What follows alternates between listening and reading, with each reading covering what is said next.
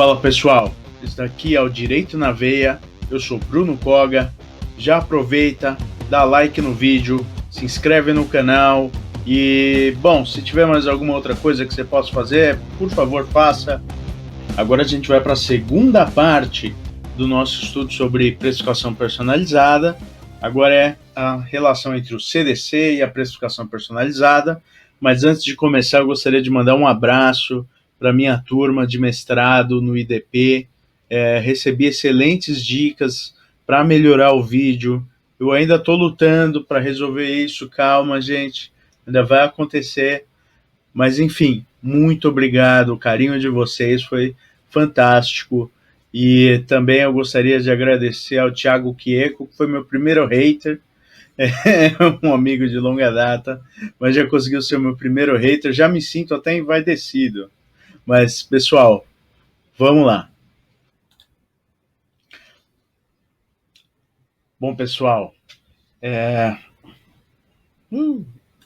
depois de eu dito isso, essa daqui é a nossa segunda parte, então, em relação à precificação personalizada e o CDC.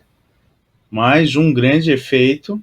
Eu estou melhorando cada dia mais na computação gráfica. Acho que até o final do ano, quem sabe, alguma coisa não tão ruim possa surgir. Mas vamos lá. Isso aqui é uma versão bem simplificada da discussão, tá?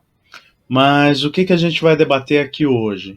Cláusulas gerais e conceitos jurídicos indeterminados no CDC, as práticas comerciais abusivas e as cláusulas abusivas e a relação delas com a precificação personalizada.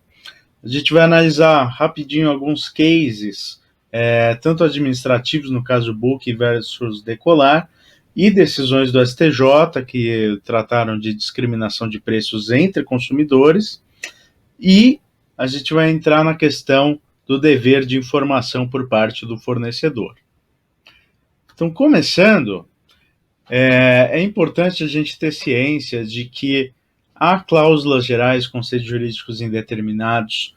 Hoje, eles são peças importantes dentro do nosso sistema jurídico, e é também em virtude deles que o CDC até hoje permanece sendo uma lei aplicável. Ou seja, se em 1990, quando começa o CDC, até 2020, onde nós estamos gravando hoje, se em todo esse tempo, com a evolução das TICs, ou seja, tecnologias da informação e da comunicação, foi possível você ter a mesma estrutura normativa, é porque se utilizou uma técnica de redação mais aberta para com que o aplicador do direito, no caso concreto, tenha a possibilidade de dar uma solução específica ao caso a partir de um dado pressuposto fático que está sempre se alterando. Então, embora eu vá fazer aqui algumas críticas às cláusulas e aos conceitos, isso não significa que eles sejam totalmente negativos. Muito pelo contrário, a plasticidade que se tem no direito hoje também pode levar a resultados muito positivos. E é importante a gente saber reconhecer tanto os vícios e as virtudes, as dores e as delícias de cada tipo de instrumento de redação da legislação. Não é porque tenha um lado bom que se perde o lado ruim e vice-versa. Mas, via de regra, tanto as cláusulas gerais quanto os conceitos jurídicos indeterminados ou noções jurídicas indeterminadas, enfim, são disposições textuais que permitem ao intérprete, aplicador do direito, analisar a incidência do dispositivo a partir do caso concreto. Ou seja, são proposições muito vagas. Elas não têm, como, por exemplo, boa-fé, aquilo que você possa delimitar e gizar de maneira adequada dentro de um campo teórico, sem você ter um caso prático para você decidir. Tudo bem? E a principal diferença entre as cláusulas gerais e os conceitos jurídicos indeterminados é justamente que as cláusulas gerais elas têm uma solução para a disputa que vai ser construída pelo juiz. E os conceitos jurídicos indeterminados, as consequências já estão previstas na legislação. Bom, aqui o que nós vamos ter, basicamente? São duas as posições que, de certa forma, o judiciário pode tomar a partir das cláusulas e dos conceitos indeterminados. Quais seriam?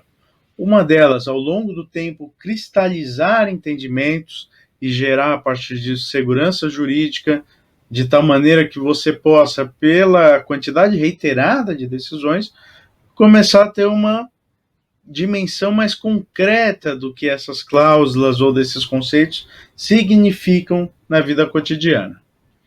E aqui, por outro lado, eu coloco um voto do ministro Aldir Passarinho numa discussão sobre qual a taxa de juros aplicável a dados contratos bancários, onde justamente o que ele critica é o fato de que existem várias correntes, cada uma aplicando a sua maneira, o quanto se julga justo que seja a taxa de juros e os problemas disso decorrentes, até por conta da dificuldade técnica do judiciário em estabelecer o que seria correto ou não.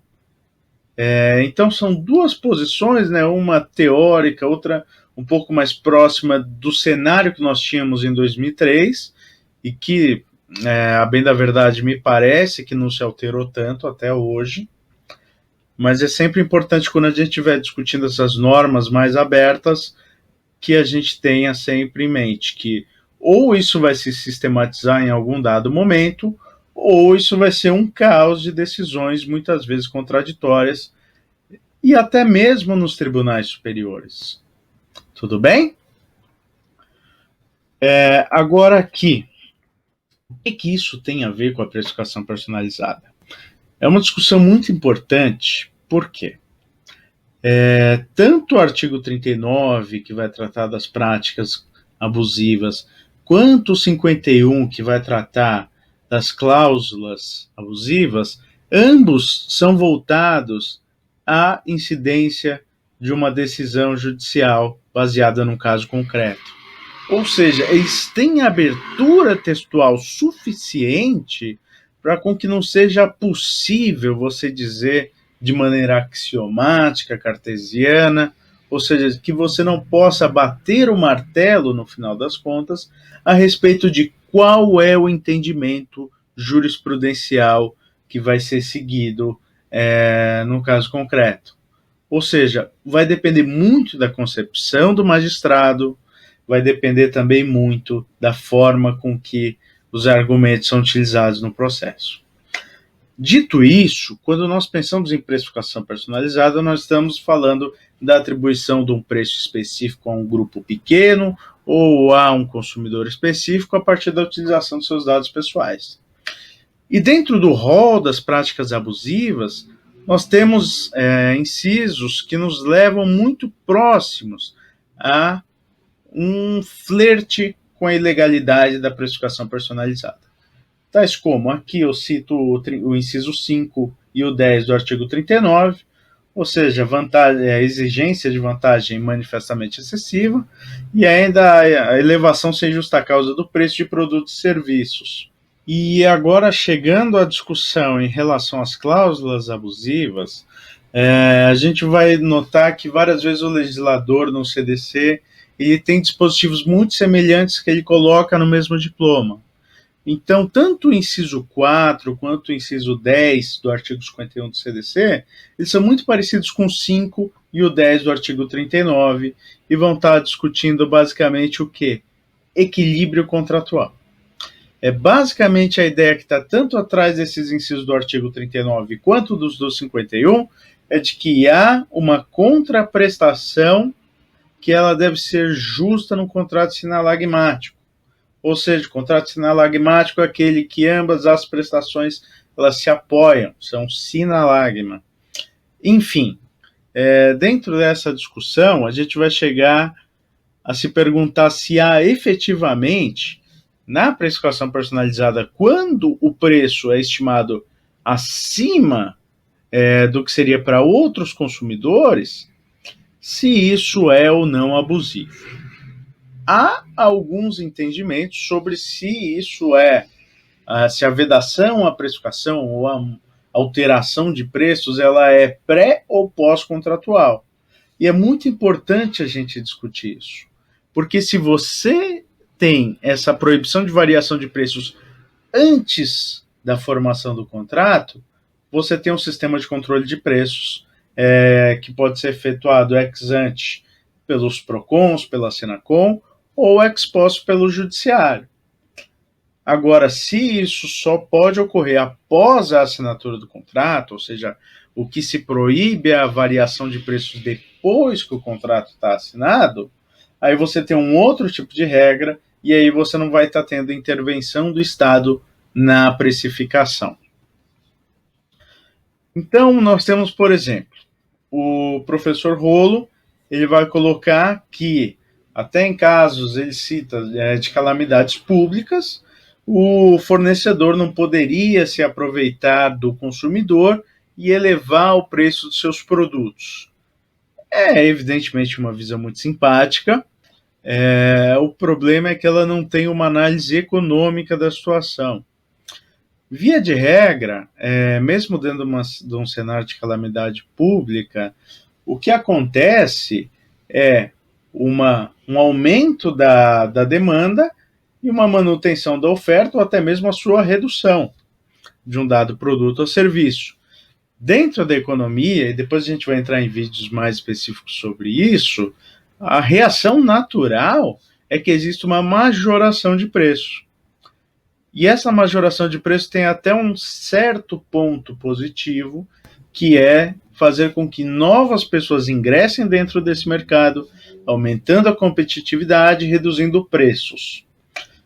Obviamente, isso sempre vai depender da estrutura do mercado, de como é para você ingressar lá, se já existe alguma empresa grande ou não, mas enfim, pode nos parecer muito simpático que seja simplesmente proibida essa variação de preços, que até certo ponto seria arbitrária por parte do fornecedor. Mas esse ponto de vista não necessariamente reflete o que é o entendimento econômico da teoria ortodoxa ou mainstream.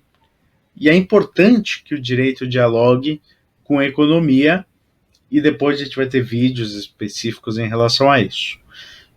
Por outro lado, uma corrente, por exemplo, o professor Nunes, ele vai colocar que a regra no Brasil é a liberdade de precificação, e a restrição dela não pode se dar de maneira irrestrita dentro do CDC, como se fosse, então, um sistema eterno de controle de preços. E basicamente, eu concordo com o ponto de vista do professor Nunes. A gente também não pode esquecer que o CDC ele vem de uma época onde a gente estava saindo tanto dos planos Cruzado, plano Bresser, plano Verão, onde sempre havia congelamento de preços, hiperinflação. E naquele momento, várias medidas heterodoxas em termos econômicos foram utilizadas. Dentre elas também, muitas vezes, o congelamento ou o tabelamento de preços. Então, dentro daquele quadro histórico, até fazia sentido que houvesse, de fato, controles de preços. Mas, principalmente à luz da Constituição de 88, da economia de mercado que nós temos hoje no Brasil, e principalmente dos malefícios microeconômicos, esses artigos eles têm que ser aplicados com muito cuidado. Tá? E em relação à precificação personalizada, meu ponto de vista é o de que, havendo um contrato no qual o consumidor foi informado de que havia um sistema de perfilização para a formação de preços específicos, ou seja, ele estava totalmente ciente, e esse é o mais importante, num mercado concorrencial, em que não há bens com demanda inelástica, ou seja, bens essenciais à vida humana, a precificação personalizada pode ser admitida. Contrário senso, quando você tem um setor muito concentrado, alguém que dá as cartas para todos, ou então você tem um cenário onde essa pessoa, ou até uma quantidade maior de vendedores, lidam com bens que são indispensáveis à vida humana, isso evidentemente sempre acaba tendo uma certa margem de arbitrariedade, então você não vai poder aplicar a precificação personalizada, e no meu entendimento seria com base no rol aberto das práticas abusivas do artigo 39. Mas em si mesmo, não se tratando de setores com precificação, os preços administrados, ou eventualmente setores regulados da economia, no meu entender, vige a livre precificação desde que o consumidor esteja devidamente informado.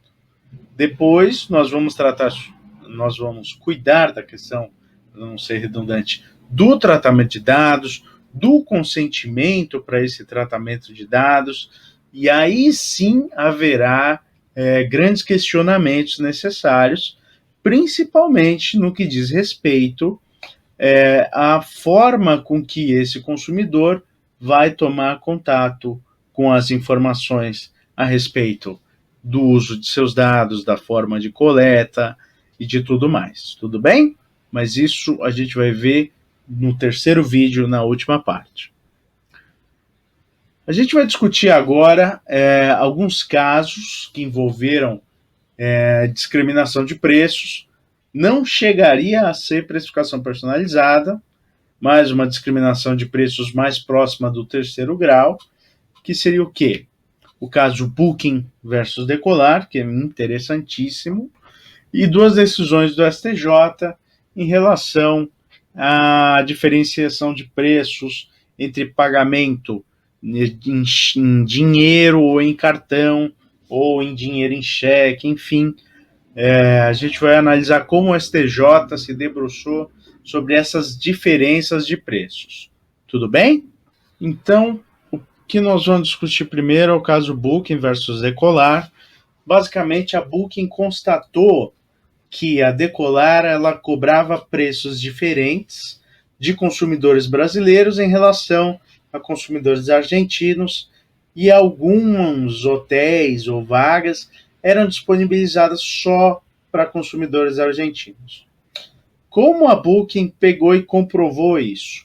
Ela comprovou através de atas notariais, tanto no Brasil quanto na Argentina, no mesmo horário, e lá se verificava que os preços eram diferentes.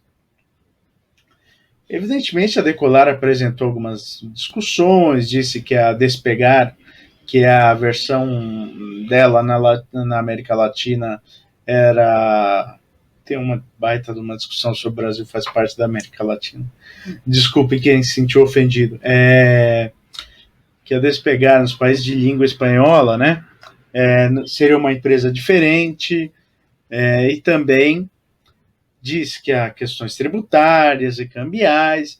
O fato é, no final das contas, no entendimento da Senacom, houve geopricing e geoblocking. A gente não vai discutir a questão do geoblocking aqui, ou seja, você não oferecer um produto ou um serviço para alguém a partir da sua localização, porque nós estamos discutindo precificação personalizada, tá? Mas, assim, dentro do geopricing, é uma questão muito complexa. De um lado, você pode pensar, se você vai ter que fazer o mesmo preço, por exemplo, para toda a América Latina, você não vai poder diferenciar em feriados locais, por exemplo. Ou, além disso, você também vai ter que ter uma política que vai ter que ser uniforme para o mundo inteiro. Como é que você vai chegar, por exemplo, a considerar que num país que está em crise contra um país que está num crescimento avançado da economia, como é que você vai cobrar o mesmo preço para os dois? Será que você não deveria poder discriminar a partir da situação econômica de cada país? Ou você deve necessariamente tratar todos os países de uma forma idêntica? Essas considerações não foram feitas pela Senacom na época, e a decisão acabou saindo da seguinte maneira. Em relação só ao geopricing, tá? Geoblocking é um tema que talvez em outra oportunidade a gente discuta, ele envolve até possibilidade de xenofobia, é muito complexo. Mas enfim, a Decolar pode e é livre para precificar da maneira que ela quiser, mas quando ela utiliza a localização geográfica do consumidor, ela está indo além, é um abuso de direito. E no caso, seria uma prática abusiva, e em virtude disso, a Decolar foi condenada. No Rio de Janeiro, há até uma ação civil pública discutindo a questão do ressarcimento dos consumidores lesados, mas infelizmente se decidiu pelo segredo de justiça, mas há motivos relevantes também, em relação ao fato de que alguns algoritmos da Decolar seriam expostos no processo. Haveria a possibilidade de uma decisão de meio termo, né? Somente esses documentos serem colocados como sigilosos, mas a questão é que até a própria discussão desses algoritmos em petições poderia levar, por exemplo, à descoberta ou ao prejuízo do segredo comercial da Decolar. Em todo caso, uma questão que ainda está sendo debatida agora no judiciário, né? Passando aos casos do STJ, nós tivemos duas decisões, assim, em termos principais, em relação à discriminação de preço em relação a consumidores que pagavam com cartão de crédito ou em dinheiro. E o que isso quer dizer? O preço no cartão era ligeiramente mais caro do que o preço pago em dinheiro. E se considerou que nesses casos havia uma violação ao CDC, geralmente ao 39, inciso 10. O argumento do ministro Masami Ueda foi basicamente de que isso era um custo que deveria ser internalizado pelo fornecedor para a disponibilização do meio de pagamento através do cartão de crédito. É uma questão um pouco discutível, por quê? Evidentemente, o meio de pagamento do cartão de crédito ele é mais caro, por assim dizer, para o fornecedor em relação ao meio de pagamento em dinheiro. Nesse cenário, o que acontece quando você estabelece que os preços têm que ser iguais? Você acaba impondo ao consumidor que prefere pagar em dinheiro ou que eventualmente preferiria ter um desconto dentro desse preço, a subsidiar o consumidor que utiliza cartão de crédito. Ou seja, na verdade não existe uma internalização desse custo pelo fornecedor, porque ele vai repassá-lo através da equalização de todos os preços para todos os consumidores. Então, o que acontece? Era uma decisão bem intencionada, que disse que não se poderia discriminar consumidores a partir dos meios de pagamento, e posteriormente essa mesma decisão ela termina por prejudicar os consumidores que pagavam em dinheiro e, além de tudo, causar um sistema de transferência de renda. Evidentemente, eu não estou me colocando aqui como alguém para julgar um ministro do STJ, mas dentro do meu referencial teórico, que é a análise econômica do direito, tem uma grande importância as consequências práticas dessa decisão e como elas vão afetar o comportamento dos agentes econômicos. E, nesse caso, a proibição da discriminação de preço ela termina por ser nociva para o consumidor que pagaria em dinheiro.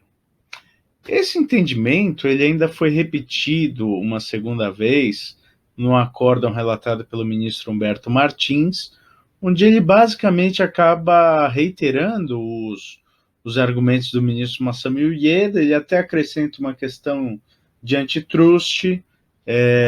A princípio, na minha dissertação de mestrado, eu até discuto, mas basicamente não há um ilícito antitrust na discriminação de preços, tá? Em todo caso, mais uma vez, quem sou eu para julgar os ministros do STJ, mas eu divirjo aqui, até para utilizar uma palavra bonitinha, respeitosamente do entendimento que foi colocado. Mas, via de regra, esses dois julgados mostram algumas coisas para a gente.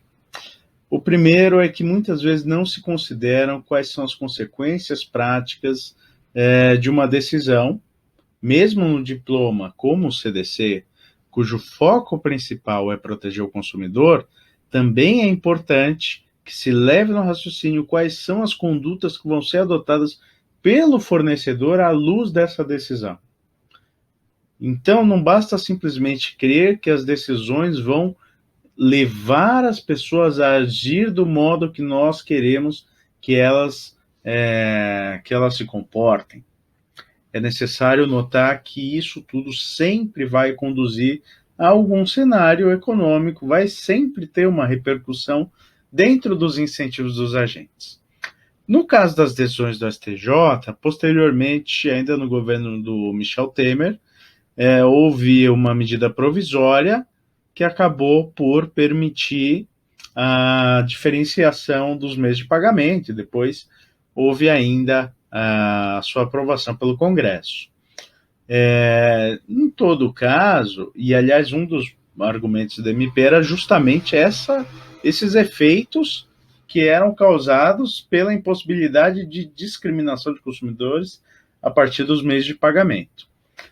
Embora exista esse conjunto de decisões, para mim, a precificação personalizada, eu repito, desde que ciente o consumidor, ela não é uma prática abusiva dentro do rol do artigo 39 ou do rol do artigo 51. Agora, nós vamos discutir o último tópico, referente ao dever de informação na formação desses contratos de consumo. Basicamente, o dever de informação ele é tido com muita estima na doutrina, principalmente na clássica, porque se parte do pressuposto de que o consumidor vai receber essas informações e vai tomar uma decisão adequada. O grande problema é que tanto na recepção dessas informações, quanto na leitura delas, e principalmente em relação ao quanto elas podem alterar uma decisão do consumidor, elas têm pouco impacto. Esse é o grande problema do dever de informação. Na literatura internacional se discute muito que esse dever de informação, que a princípio parece uma solução perfeita, ou seja, você informa o consumidor, ele toma uma decisão ótima e todos os problemas se acabam. Ou seja, muitas vezes o que acontece você tem todo um instrumental, seja na forma de contratos, de políticas de privacidade, as pessoas não leem, elas acabam anuindo a condições extremamente absurdas, como limpar banheiros públicos ou doar o primeiro filho, enfim.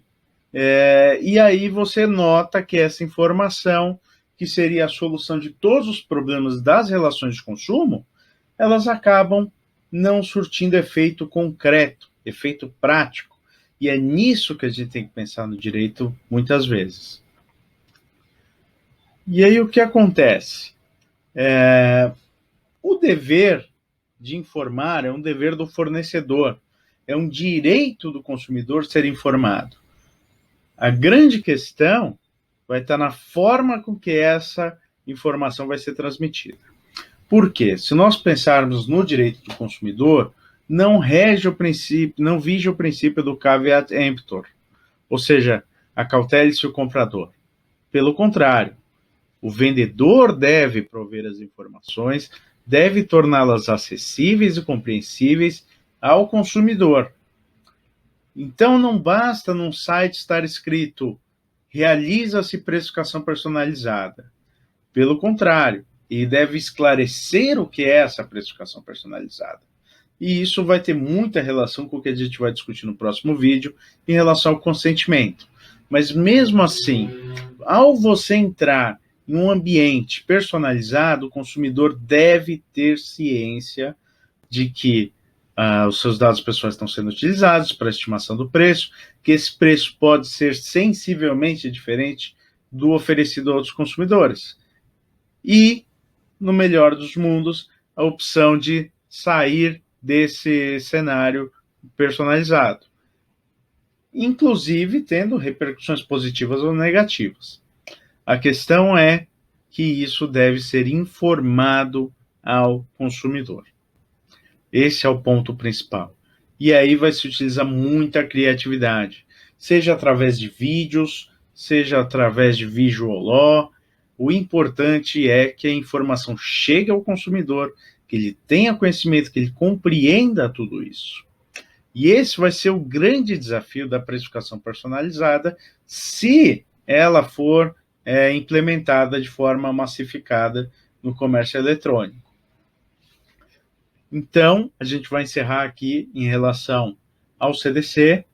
Basicamente, não é uma prática abusiva desde que o consumidor esteja devidamente informado, que não exista demanda inelástica, ou seja, que não se trate de um bem indispensável para a vida do consumidor e que ele esteja em um mercado de concorrência, ou seja, que ele possa buscar em outros fornecedores o mesmo produto ou serviço.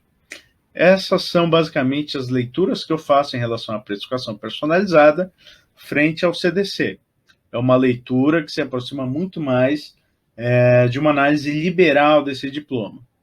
Outras pessoas podem ter uma análise muito mais restritiva da liberdade do fornecedor e compreender que, eventualmente, isso seria uma majoração de preço ilícita, e as duas correntes podem ser igualmente defendidas. Por quê? Por causa das técnicas de redação das cláusulas gerais dos conceitos jurídicos indeterminados. Então, é impossível no direito você dar uma conclusão axiomática e cartesiana em relação a isso. Mas o ponto que eu defendo, e que eu defendi na minha dissertação, é justamente de que não é uma prática em si ilícita, desde que respeitadas aquelas restrições que eu já coloquei aqui. Tudo bem? Agora a gente vai passar aqui a dar uma olhadinha nas referências. Tudo bem? Bom, em relação às referências, é importante que a gente analise aqui o quê? Sobre a questão do dever de informação, esse artigo do Omri Ben-Shahar e do Schneider é fantástico. Do Bush também é extremamente interessante sobre precificação personalizada. Os casos, tanto da Senacom quanto do STJ, também são muito interessantes. Aqui, além desses julgados, nós também temos alguns manuais, o artigo da Judite Martins Costa, que eu havia me referido, o livro do professor Rolo também, voltado às práticas abusivas, é uma leitura bem interessante. E aqui também, no final das contas, a jurisprudência citada ao longo desse vídeo. Então, se você gostou desse e de outros temas que a gente também vai explorar aqui, curta os vídeos, se inscreva no canal, manda o seu feedback, sempre comente, indicando aqui algum tema que você gostaria que fosse discutido, alguma coisa que você tem dúvida, que não ficou bem explicado, não ficou bem discutido. E principalmente, gente, assistam várias vezes, assim eu posso comprar um iate, um jatinho. Bom, na quarentena não adianta muito, mas enfim,